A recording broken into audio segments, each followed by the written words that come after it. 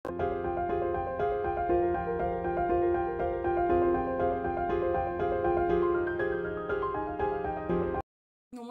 আমি পায়েল। আজকে যে বিষয়টা নিয়ে আমরা আলোচনা করব সেটা হচ্ছে পেপার 1 এর কমিউনিকেশন টপিক। এবার এই কমিউনিকেশন টপিকের কি কি রয়েছে আমরা মোটামুটি জানি। সেটা হচ্ছে কমিউনিকেশনের মিনিং, কমিউনিকেশন বলতে আমরা কি বুঝি।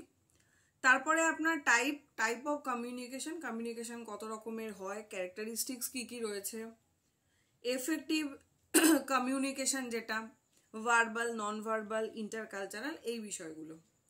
ক্লাসরুম কমিউনিকেশন রয়েছে, বেরিয়ার এফেক্টিভ কমিউনিকেশন রয়েছে, মাস মিডিয়া, সোসাইটি ইত্যাদি। কমিউনিকেশনে মোটামুটি এই বিষয়গুলো রয়েছে। তবে কমিউনিকেশন বিষয়টা কিন্তু খুব বেশি বড় নয়। কমিউনিকেশনটা যদি আমরা একটু পড়ে নিই, নিজের মতন করে কিন্তু উত্তর দেওয়া সম্ভব। এবার এই কমিউনিকেশন থেকে খুব বেশি প্রশ্ন মানে আসেনি বলবো না, 5 থেকে 6টা প্রশ্ন এসছে, দেখতেই পাচ্ছি, আমি নোট ডাউন করে রেখেছি। এবার কমিউনিকেশন থেকে আমরা কি পড়বো, কোন কোন দিকগুলোকে দেখব, সেটা হচ্ছে কমিউনিকেশনের সব থেকে যেটা গুরুত্বপূর্ণ, স্টার দিয়ে রাখুন বা লিখে রাখুন, সেটা হচ্ছে মাস মিডিয়া। এই মাস মিডিয়া যুগ হচ্ছে এখন, তাই কমিউনিকেশনের ক্ষেত্রে কিন্তু মাস মিডিয়াটা আমাদের পড়তে হবে। নেক্সট যেটা আসছে সেটা হচ্ছে প্রিন্ট মিডিয়া বা প্রেস। হ্যাঁ, এবারই একটা ছিল প্রেস ইন্ডিয়া কাউন্সিল, এরকম কিছু দিয়ে প্রশ্ন ছিল, সালটা কবে বা হেডকোয়ার্টার কোথায়, এই টুকরো টুকরো জিনিসগুলো কিন্তু আমাদের জানতে হবে। তারপরে ধরুন কমিউনিকেশনের এই যে রেভলিউশন ধীরে ধীরে, মানে হচ্ছে প্রথমে প্রিন্ট ছিল, তারপরে কি হলো, এই বিষয়গুলো জানতে হবে। তারপরে আপনারা লিখে রাখুন হট মিডিয়া এবং কোল্ড মিডিয়া। এটা ভীষণ ট্রেন্ডি একটা টপিক। হট মিডিয়া বলতে কোনটাকে বোঝাচ্ছে, তার উদাহরণ কি, তার বৈশিষ্ট্য কি, কেন সেটাকে হট মিডিয়া বলা হচ্ছে, এবং কোল্ড মিডিয়া বলতে কি বলতে চেয়েছে, এটা খুব গুরুত্বপূর্ণ। এরপরে যেটা আসছে সেটা হচ্ছে রেট্রোরিক, মানে লোগোস, প্যাথোস, ইথোস, এই বিষয়টা কি, এটা সম্পর্কে আমাদের কিন্তু জানতে হবে। এবং ধরুন কমিউনিকেশনে ব্যারিয়ার কি কি, মানে এমন কোন বিষয়গুলো রয়েছে যেগুলো হচ্ছে আমাদের কমিউনিকেশনে বাধা সৃষ্টি করছে, ঠিক আছে, সেই বিষয়টা কিন্তু খুব গুরুত্বপূর্ণ। ব্যারিয়ার আসে, সেখান থেকে আমরা নয়েজ পাচ্ছি। তারপরে ধরুন কমিউনিকেশনের যে বিভিন্ন মডেলগুলো রয়েছে, ঠিক আছে, সেগুলো সম্পর্কে, ওগুলো সাল দিয়ে একবার দিয়েছিল, যে অ্যারিস্টটল মডেল, ল্যাশওয়ে মডেল, হ্যাঁ, পরপর সাজাতে দিয়েছিল, বা কোনটা আগে কোনটা পরে, অ্যারিস্টটল মডেলে কি বলা হয়েছে, ঠিক আছে, কি বলতে চেয়েছে। এবং তারপরে হচ্ছে ডিউপ্লেক্স মডেল কি, হ্যাঁ, মানে ডিউপ্লেক্স বলতে দুদিক থেকেই কথাবার্তা হচ্ছে এরকম ধরনের।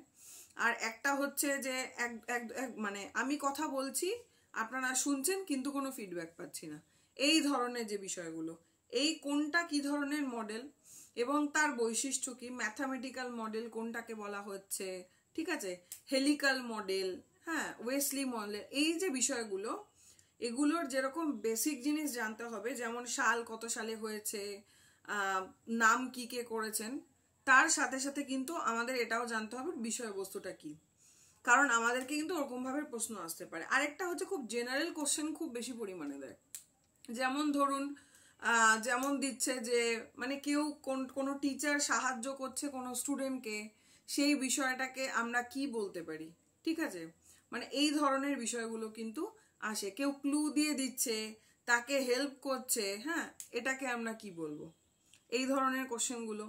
তারপরে একটা ছিল হচ্ছে মানে একটা জেনারেল কোশ্চেন ছিল যে রাম বা শ্যাম সে লিটারেচারে এরকম ভাবে নম্বর পেয়েছে, এবার তাহলে তার এবং সে কনফিডেন্স নিজের প্রতি যে এতে সে ভালো নম্বর পাবেই, করবেই, তাহলে এই বিষয়টা কি, তাহলে এগুলো কিন্তু খুব জেনারেল একটা কোশ্চেন, ঠিক আছে, মানে এটা কি তার সেলফ এস্টিম নাকি তার কনফিডেন্স, এরকম ধরনের কিছু অপশন ছিল, সেটা আমাদেরকে বুঝে কিন্তু লিখতে হয়েছিল।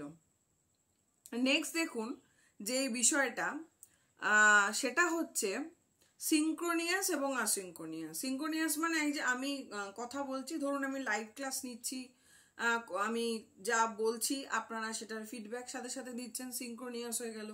আসিনক্রোনিয়াস আমি এখন বলছি, কিন্তু এখন আপনার উত্তর পাচ্ছি না। এই যে বিষয়টা সিনক্রোনিয়াস আসিনক্রোনিয়াস, এটা কিন্তু গুরুত্বপূর্ণ একটা জায়গা। আচ্ছা, এরপরে যেটা আসছে এই জেনারেল কোশ্চেন যেটা বললাম, এই ধরনের জেনারেল কোশ্চেন আসে।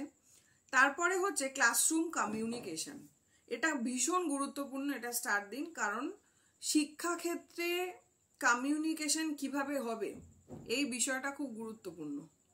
কারণ আমরা শিক্ষার ফিল্ডেই আছি এবং সেই বেসিসেই এক্সাম দিচ্ছি, তাই দেখবেন একদম কারেন্ট জিনিস কিন্তু রিলেট করে আমাদের প্রশ্ন আসে।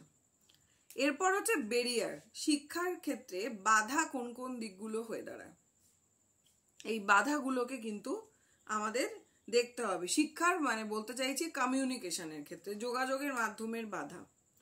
তারপরে হচ্ছে টাইপ, এখানে কমিউনিকেশনের টাইপগুলো জানতে হবে, যেমন ইন্টারপার্সোনাল কমিউনিকেশন কি বলছে, তার আরেকটা নাম কি, ডায়াডিক কমিউনিকেশন, হ্যাঁ, তারপর ইন্ট্রাপার্সোনাল কি, ট্রান্সপার্সন কমিউনিকেশন কি, এই বিষয়গুলো। তারপরে গ্রুপ যে বিষয়টা সেটা কি হচ্ছে, পাবলিক কমিউনিকেশন কাকে বলছে, পাবলিক কমিউনিকেশনের সঙ্গে মাস মিডিয়ার সম্পর্ক বা পার্থক্য এরকম ভাবে দিতে পারে। তারপরে হচ্ছে ভার্টিক্যাল কমিউনিকেশন, হরাইজনাল কমিউনিকেশন, এই বিষয়গুলো আমাদেরকে দেখতে হবে। নেক্সট যে বিষয়টা আসছে সেটা লিখুন, সেটা হচ্ছে ইন্টারভিউ।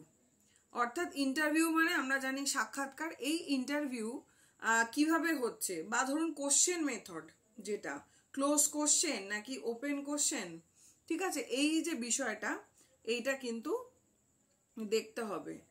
তারপর যেটা আসছে সেটা হচ্ছে লিসেনার ক্যারেক্টারিস্টিক্স। এখন এখান থেকে প্রচুর পরিমাণে প্রশ্ন আসছে, এবারও ছিল, মানে যে লিসেনার যে শুনছে তার কি কি ক্যারেক্টারিস্টিক্স থাকা প্রয়োজন, মানে কাকে আমরা প্যাসিভ লিসেনার বলবো, প্যাসিভ ভাবে শুনছে, কাকে আমরা অ্যাক্টিভ লিসেনার বলবো, হ্যাঁ, এই যে বিষয়গুলো, মানে কেউ শুনছে শুধুমাত্র মাথা নাড়ছে, সেই বিষয়টা কি, কেউ শুনছে নোট ডাউন করছে, কেউ আবার দেখা যাচ্ছে যে অনেক কোশ্চেন করছে টিচারকে, মানে ভীষণভাবে অ্যানালিটিক ভাবে সে শুনছে এবং সেটার থেকে লেখার চেষ্টা করছে বা প্রশ্ন করছে, এই বিষয়টাকে আমরা কি বলবো। তার মানে লিসেনার, প্রত্যেকেই আমরা লিসেনার কোনো না কোনো ভাবে। আবার দেখবেন অনেক খুব স্পেসিফিক ভাবে আমরা শুনি, যেমন খুব চিৎকার পাৎকার হচ্ছে, তার মধ্যে অনেক কিছু গল্প করছি আমরা, কিন্তু ক্লাসে যদি আমাদের রোল নাম্বার ধরে ডাকা হতো আমরা কিন্তু ঠিক বুঝে যেতাম যে আমার রোল নাম্বার ধরে ডাকা হলো। তাহলে এই যে একটা স্পেসিফিক জায়গায় আমি কিন্তু আমার কানটা কিন্তু সজাগ, তাহলে এই বিষয়টা কি, তাহলে এই জায়গাটা আশা করি আপনারা বুঝতে পারছেন, এইটা হচ্ছে লিসেনারের ক্যারেক্টারিস্টিক্স। এবং এখান থেকে প্রচুর পরিমাণে প্রশ্ন দেয়, অর্থাৎ আমাদের টিচার হিসাবে জানতে হবে যে স্টুডেন্টটা আমার কথা শুনছে কোন ওয়েতে শুনছে, তার বডি ল্যাঙ্গুয়েজ কি, এবং তার মাধ্যমে আমাদেরকে বুঝতে হবে। তারপরে একটা যেমন আসে ধরুন verbal communication, non verbal communication যেটা রয়েছে, ঠিক আছে, ভার্বালের মধ্যে আমরা কোন কোন উদাহরণ দিতে পারছি, নন ভার্বালের মধ্যে কি কি দিচ্ছি, বা কাইনেসিস কি, হ্যাঁ, কত পার্সেন্ট নন ভার্বালে, প্যারালিঙ্গুইস্টিক্স কাকে বলছে, বা ধরুন এরকম ধরনের দেওয়া হয় যে মানে কে কারোর অঙ্ক করতে সমস্যা সেটাকে কি বলা হচ্ছে, ডিসক্যালকুলিয়া, এই যে বিষয়গুলো এগুলো কিন্তু আমাদেরকে দেখতে হবে। কারোর পড়তে সমস্যা, হ্যাঁ, কারোর লিখতে সমস্যা, এই নানান ধরনের সমস্যার জন্য যে ডিজিজ বা যে নামকরণ করা হয়েছে সেই দিকটাও কিন্তু দেখতে হবে। মোটামুটি কমিউনিকেশনের এতদিনের কোশ্চেন যা আমি দেখেছি, স্টাডি করেছি, তাতে গিয়ে এই ধরনের প্রশ্নগুলো খুব আসে এবং কমিউনিকেশন থেকে বেশিরভাগই জেনারেল কোশ্চেন আসতে দেখা যায়। যেমন ধরুন কোনো সাউন্ড কিছু যখন আপনি শুনছেন কোনো বিষয়, তখন কোন কোন জিনিসগুলো আপনার বাধা হয়ে দাঁড়াতে পারে, এরকম ধরনের একটা প্রশ্ন কিন্তু এবার ছিল, যে কোনটা প্রবলেম হতে পারে, সেটা কি কি হতে পারে। বা কমিউনিকেশনের ক্ষেত্রে আপনি যখন কিছু শুনবেন কোনো টিচারের থেকে হোক বা যে কোনো কারোর কাছ থেকে হোক, কোন মেন কোন মেথডগুলো রয়েছে যেগুলো একেবারে প্রথম ক্রাইটেরিয়ায় আপনার প্রয়োজন, বা কোন মেন ক্রাইটেরিয়াগুলো না থাকলে এক্ষেত্রে সমস্যা হয়ে যেতে পারে। তাহলে এই যে জায়গাগুলো রয়েছে আমি পুরো পয়েন্ট ধরে বললাম এবং সেগুলো একটু ডিটেলে বলে দেওয়ার চেষ্টা করলাম যাতে আপনারা এই জায়গাটা বুঝতে পারেন।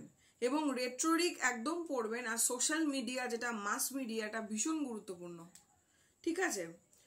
এই সোশ্যাল মিডিয়া মাস মিডিয়া থেকে প্রচুর পরিমাণে প্রশ্ন আসে। আবার দেখুন এর সঙ্গে এআই রিলেটেডও প্রশ্ন আসে, কারণ সোশ্যাল মিডিয়া মানেই কোথাও একটা এখন এআই এর সঙ্গে রিলেশন সম্পর্ক তৈরি হয়ে গেছে। তাহলে আমরা দেখবেন এখন কোনো এসএমএস করি বা যা কিছু করি আমরা এআই এর সঙ্গে নিজেরা কথা বলতে পারি। আমাদের এআই একটা বন্ধুর মতন হয়ে গেছে, তাই না? এরকম ভাবে আমরা এআই থেকে কিন্তু অনেক ইনফরমেশনও জানতে পারি। তাই এআই টপিকটা যেমন আইসিটির জন্য আমি বলেছিলাম, সেরকম কমিউনিকেশনের ক্ষেত্রেও আমি কিন্তু রিলেট করে দিলাম, কারণ হতে পারে এআই টপিক দিয়ে কমিউনিকেশন রিলেটেড কোনো কোশ্চেন দিয়ে দেওয়া হলো। আচ্ছা, এরপরে যে বিষয়টা সেটা আমি বলবো, মোটামুটি ক্লাসরুম কমিউনিকেশন আপনারা পড়বেন, খুব খুব গুরুত্বপূর্ণ ক্লাসরুম কমিউনিকেশন আমাদেরকে জানতে হবে। কমিউনিকেশনের ক্ষেত্রে আর বিশেষ খুব একটা কিছু নেই, আমি বলবো খুব ছোট্ট বিষয়টা একটুখানি আপনারা যদি দেখে নেন, পড়ে নেন, তাহলে কিন্তু সুবিধা হবে। তাহলে কমিউনিকেশনটা আমরা কোনোভাবেই স্কিপ করব না। অন্য কোনো কিছু আমাদের যদি ভয়ও করে, কমিউনিকেশন কিন্তু আমরা নিজেদের জেনারেল নলেজ দিয়ে উত্তরটা করে আসতে পারি। তাই এদিকটা আপনারা খেয়াল রাখবেন। আমি যে পয়েন্টগুলো বললাম আপনারা খাতায় তুলে নিন, অন্তত সেই স্পেসিফিক জায়গাগুলো কিন্তু আপনারা দেখে যাবেন, দেখবেন ঠিক আপনারা উত্তর করতে পারবেন। ঠিক আছে, কমিউনিকেশনের আলোচনা এ পর্যন্তই। থ্যাংক ইউ, নমস্কার।